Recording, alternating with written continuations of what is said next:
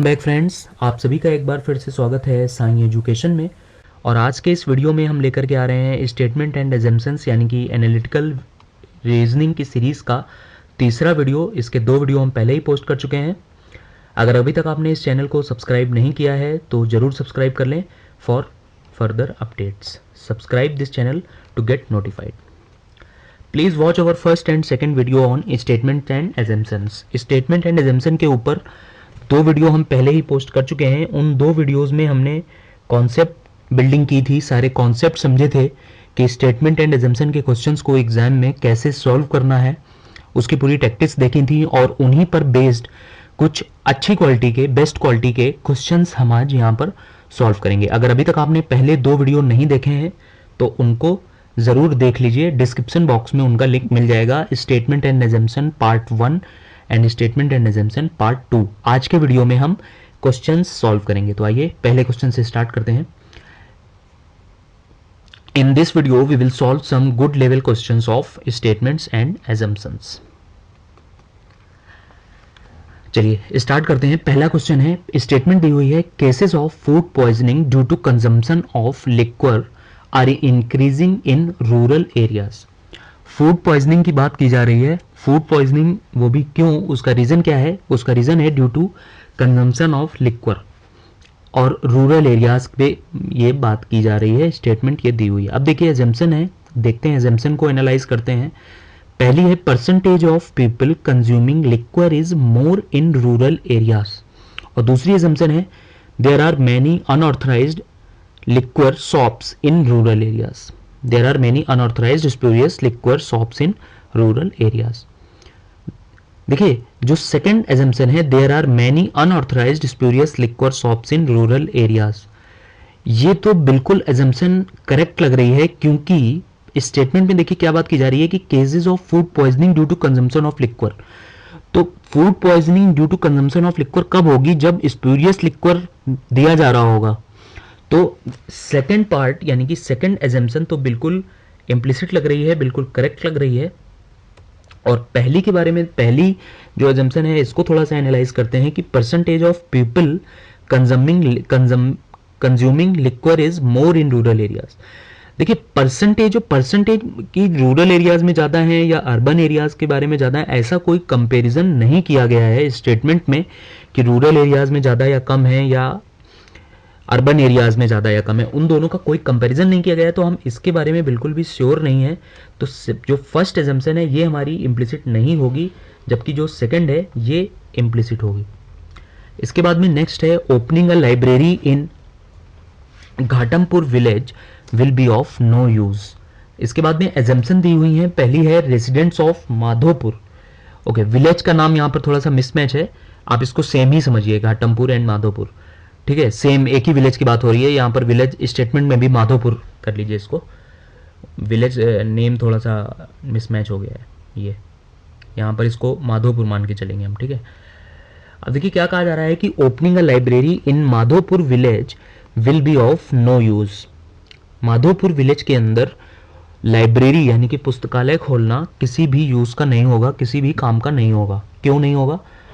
पहला एजम्पशन है residents of Madhopur village are illiterate, यहाँ के जो रहने वाले हैं वो बिल्कुल बिना पढ़े लिखे हैं। ओके, सेकंड है residents of Madhopur village are not interested in reading, उनका कोई इंटरेस्ट नहीं है रीडिंग में। ये बहुत ही अच्छा क्वेश्चन है और ये IBPS PO 2014 में पूछा जा चुका है। सेम यही क्वेश्चन नहीं था, थोड़ा सा उसका लैंग्वेज चेंज थी, लेकिन ये मेमोरी बेस्ड है, ये मैंने डाला है यहाँ पर। Opening a library in Madhopur village will be of no use. देखिए स्टेटमेंट में हमसे क्या कहा जा रहा है कि लाइब्रेरी ओपन करना, opening a library in Madhopur village will be of no use, ये किसी भी यूज का नहीं होगा। इस स्टेटमेंट को पढ़ते ही तुरंत एक क्वेश्चन आपके दिमाग में आता है कि क्यों ये यूज का नहीं होगा। अब उनमें से ये जो दो एजम्पशन दी हैं, क्या ये उस क्यों का, उस वाई का वैलिड आंसर आपको लगता है? ये स्टेटमेंट पढ़ने के बाद आपके जो दिमाग में क्वेश्चन तुरंत आता है कि वाई, क्यों लाइब्रेरी ओपन करना होगा ऑफ नो यूज। तो जो देखिए उसके दो रीजन दिए हुए हैं कि residents of Madhopur village are illiterate, क्या ये उसका एक पॉसिबल रीजन हो सकता है? क्या ये उसका कंफर्म रीजन हो सकता है? नहीं हो सकता है। जरूरी नहीं है कि माधोपुर में लाइब्रेरी ओपन करना इसीलिए वेस्टेज हो कि वहाँ के लोग इलिटरेट हों। हो सकता है वहाँ पर 10 लाइब्रेरी पहले से हों उस विलेज के अंदर, तो अब नई लाइब्रेरी खोलना किसी यूज़ का नहीं होगा, क्योंकि सब लोग वहाँ पर रीडिंग कर रहे हैं। उन libraries more than sufficient libraries पहले से ही हैं। अब देखिए सेकंड पार्ट को भी हम इसी रीज़न से इनवैलिड कर देंगे कि residents of Madhopur village are not interested in reading. ये कंफर्म रीज़न नहीं है कि वहाँ पर लाइब्रेरी ओपन करना वेस्टेज होगा, कि वहाँ, क्योंकि वहाँ के लोग पढ़ना ही नहीं चाहते। हो सकता है वहाँ पर पहले से ही उस विलेज के अंदर 10 लाइब्रेरी हों। ठीक है, तो ये दोनों ही एजम्पशन हमारी इनवैलिड हो जाएंगी। इसके बाद में नेक्स्ट है क्वेश्चन है, स्टेटमेंट देखिए, if you have any problem bring them to me. यहाँ पर बात कही जा रही है कि अगर तुम्हें कोई प्रॉब्लम हो, if you have any problem bring them to me. इसके बाद में एजम्पशन है यू हैव सम प्रॉब्लम्स। ज़रूरी नहीं है, यहाँ पर कहा जा रहा है if you have any problem. देखिए यहाँ पर वर्ड पकड़िए इफ़। अगर आप इफ़ पे ध्यान देंगे स्टेटमेंट के, तो पहली जो एजम्पशन है वो इज इफ़ की वजह से इनवैलिड हो जाएगी। यहाँ पर कहा जा रहा है कि if you have any problem, if you don't have any problem तब क्या करेंगे? तो don't bring them to me. अगर तुम्हारे पास प्रॉब्लम हो तो मेरे पास लेकर के आना, और अगर नहीं है तो नहीं है तो मत लाना। तो एजम्पशन क्या एजम्पशन क्या कह रही है कि you have some problem. Assumption ने ये कंक्लूड कर लिया है कि यू हैव प्रॉब्लम जरूर ही होगी, ऐसा स्टेटमेंट में नहीं कहा जा रहा है। स्टेटमेंट में वर्ड लगा हुआ है इफ, अगर कोई प्रॉब्लम हो, यानी एक दूसरी पॉसिबिलिटी ये भी है कि अगर प्रॉब्लम ना हो, और एजम्पशन में ये कंफर्म कर लिया गया है कि प्रॉब्लम है, यानी कि assumption 1 is not valid, this is invalid. इसके बाद में सेकंड है I can solve any problem. No, ऐसा कोई एश्योरेंस नहीं दिया गया है स्टेटमेंट के अंदर कि तुम्हारे पास कोई भी प्रॉब्लम हो तुम मेरे पास ले आना, मैं सॉल्व कर दूंगा, ऐसा कुछ नहीं कहा गया है। तो सेकंड भी इनवैलिड हो जाएगी, यानी कि both are not implicit. Next question है, स्टेटमेंट है more commuters not travel by this route but there is no public demand for more buses. The number of buses depends upon the number of passengers. और second है usually people do not tolerate inconvenience. Statement क्या कह रही है कि more commuters not travel by this route but there is no public demand for more buses. इस root से अभी ज़्यादा लोग ट्रेवल करते हैं, लेकिन यहाँ पर कोई ऐसी डिमांड नहीं है जो और बसों की यहाँ पर कोई डिमांड हो। अब एजम्पशन है कि the number of buses depends upon the number of passengers. Yes, सही है। Usually people do not tolerate inconvenience, both are implicit, दोनों एजम्पशन सही हैं। ठीक है, ये एजम्पशन यहाँ पर ले ली गई है कि यूजली पीपल टॉलरेट नहीं करते हैं, इसीलिए ये बात कही जा रही है कि now more commuters not travel by this route but there is no public demand for more buses. तो यानी कि this both this assumptions are valid.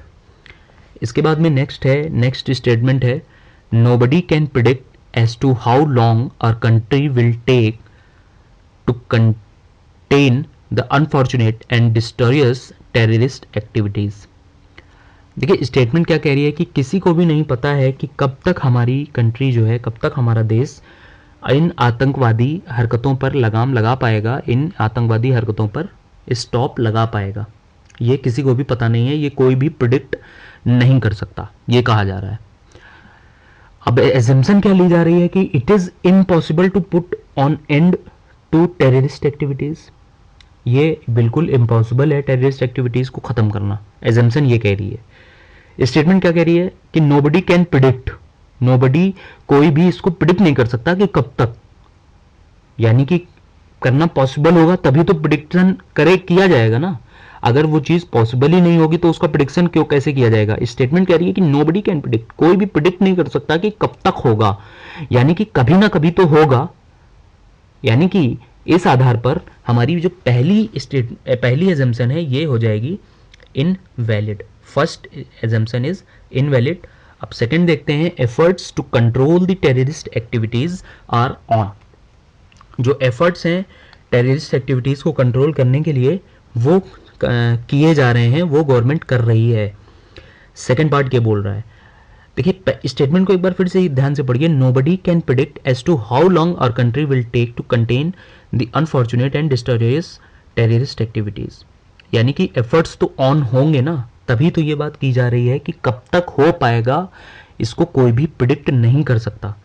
यानी कि सेकंड जो एजम्पशन है दिस इज वैलिड, यानी कि दिस इज इम्प्लिसिट।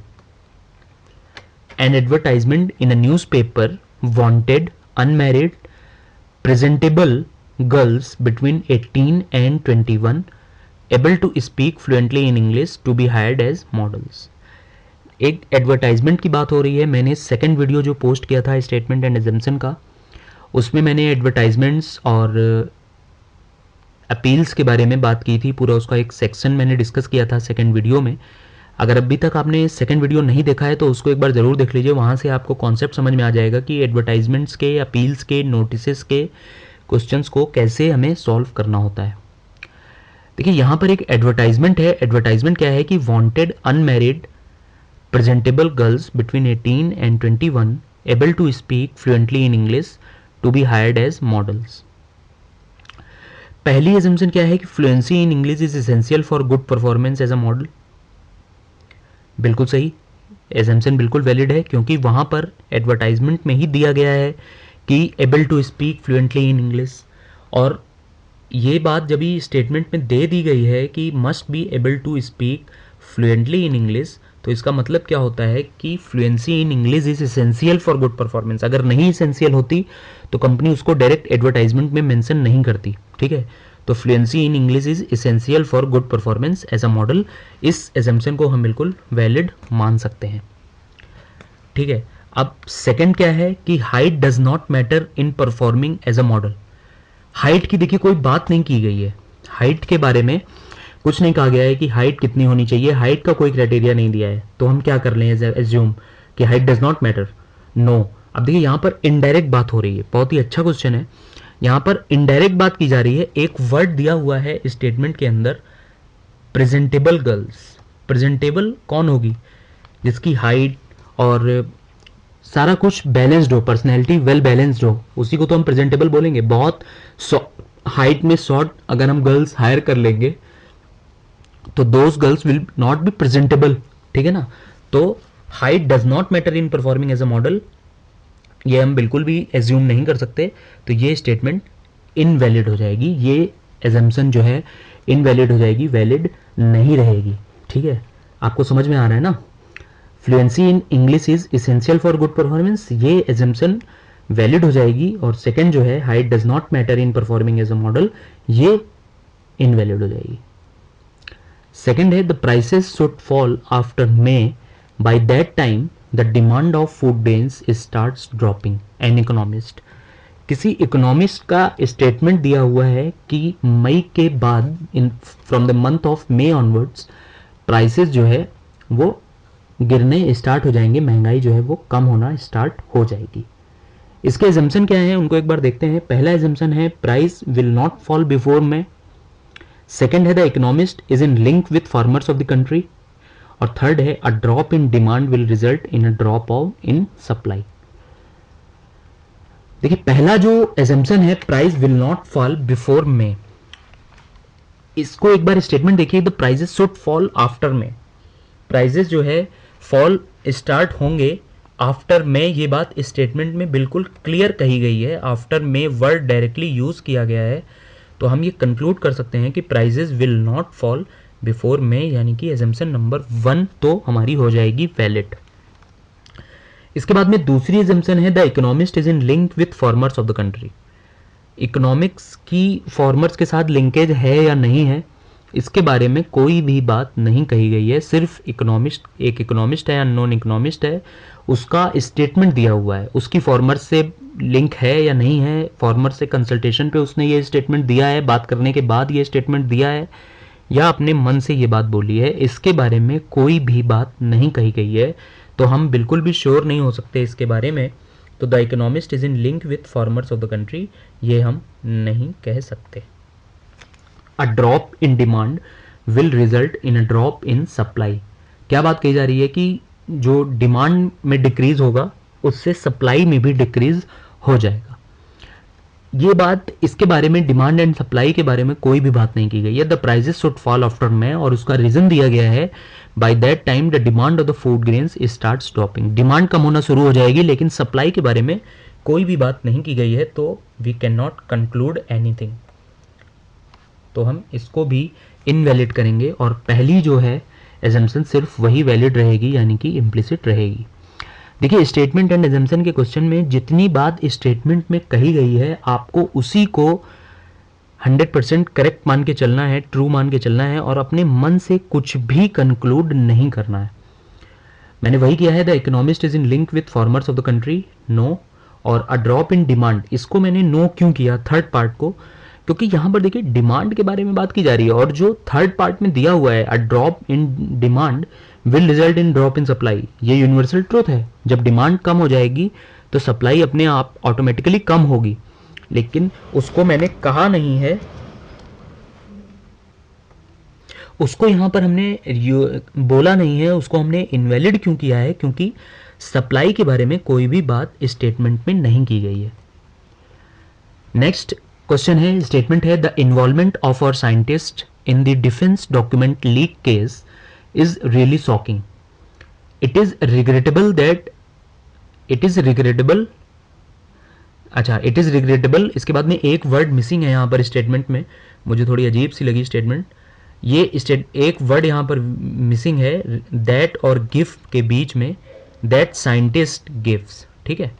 यहाँ पर एक वर्ड साइंटिस्ट आप थोड़ा सा पुट कर लीजिएगा, टाइपिंग एरर है। The involvement of our scientist in defence document leak case is really shocking. It is regrettable that scientists give high priority to money as compared to national interest. Now it is perfectly all right. यहाँ पर that और give के बीच में आप एक scientist word assume करिए। Statement क्या कह रही है कि the involvement of our scientist in defence document leak case is really shocking. It is regrettable that scientist give high priority to money as compare to national interest. अब इसके assumption देखते हैं। पहला क्या है, the defence document leak case involves active hand of our scientist in supplying secret documents to another country. Second assumption है our scientists were not expected to do such a thing. और तीसरा है national interest should command a higher priority than money. पहली assumption कही जा रही है कि the defense document leak case involves the active hand of our scientist in supplying secret documents to another country. जाहिर सी बात है ये बात होगी, साइंटिस्ट ने ये सप्लाई किए होंगे लीक केस, तभी वहां पर बात की जा रही है इन्वॉल्वमेंट ऑफ और scientist in defence document leak case. यानी कि फर्स्ट जो एजम्पशन है दिस इज बिल्कुल ये वैलिड है, इसको हम इम्प्लिसिट बोलेंगे। और सेकंड है our scientist were not expected, उनसे ये एक्सपेक्ट नहीं था, तो ये स्टेट एजम्पशन बिल्कुल सही जा रही है, क्योंकि यहाँ पर हमने एक वर्ड यूज़ किया है, इट इज़ रियली शॉकिंग। कोई चीज़ शॉकिंग कब होती है, जब वो एक्सपेक्टेड ना हो। तो ये साइंटिस्ट का इन्वॉल्वमेंट शॉकिंग क्यों था, क्योंकि उनसे ये एक्सपेक्टेड नहीं था। National interest should command a higher priority than money, national interest को हाई प्रायोरिटी मिलनी चाहिए एज कंपेयर टू मनी। तो ये जो थर्ड एजम्पशन है, ये इसके बारे में हम कहाँ से कंक्लूड करेंगे, इसके बारे में देखिए, इट इज़ रिग्रेटेबल। अब ये रिग्रेट किया जा रहा है स्टेटमेंट में किसके बारे में, कि साइंटिस्ट हाई प्रायोरिटी देते हैं to money as compare to national interest. मतलब साइंटिस्ट जो है मनी को ज़्यादा प्रायोरिटी देते हैं, पैसे को ज़्यादा महत्व देते हैं, ना कि नेशनल इंटरेस्ट को। इस बात के लिए रिग्रेट किया जा रहा है। रिग्रेट किस बात के लिए किया जाता है, जो गलत हो, जो नहीं होनी चाहिए, यानी कि ये नहीं होना चाहिए। तो होना क्या चाहिए, national interest should command a higher priority than money. This statement, this assumption is also implicit. Next question है, statement है, if he proves a single charge against me, I promise that I will quit politics forever, said a politician in a speech. किसी politician का statement है, जैसे अभी हमने एक question किया था उसमें इकोनॉमिस्ट थे, उनका स्टेटमेंट था। यहाँ पर एक पॉलिटिशियन है, उसका स्टेटमेंट है कि if he proves a single charge against me I promise that I will quit politics forever. Assumption है, पहला है the charges levelled against the politician are false, दूसरा है the charges levelled against the politician are beyond proof even if true, और third है the politician is fed up of politics. No, third की अगर बात करें थर्ड एजम्पशन की, the politician is fed up of politics. No, the politician is not fed up of politics. वो politics छोड़ने की बात कर रहे हैं क्योंकि उनके ऊपर चार्जेस लगाए गए हैं। तो may be politician is fed up of the fake charges but not the politics. तो थर्ड तो स्ट्रेट अवे हम इनवैलिड कर देंगे। थर्ड जो एजम्पशन है इसको तो हम बिल्कुल स्ट्रेट अवे इनवैलिड कर देंगे, ये बिल्कुल भी वैलिड नहीं होगा। सेकंड जो है, the charges levelled against the politician are beyond proof even if true. No, ये सेकंड एजम्पशन भी बिल्कुल इनवैलिड हो रही है, डायरेक्टली इनवैलिड हो रही है। और पहली जो एजम्पशन है, the charges levelled against the politician are false, ये एजम्पशन हमारी इम्प्लिसिट हो रही है इस स्टेटमेंट को देखते हुए। ठीक है, स्टेटमेंट नेक्स्ट है, this is a gun in my hand so you better behave like a good boy and bring out all your valuables without calling the police. A thief tales a housekeeper. एक चोर है, एक thief है, वो किसी person को, किसी housekeeper को क्या बोल रहा है कि मेरे हाथ में ये बंदूक है, तो so you better behave like a good boy and bring out all your valuables. Assumption क्या है, when people see a gun they behave like good boys. जब पीपल बंदूक देख लेते हैं तो वो अच्छे बच्चों की तरह बिहेव करते हैं।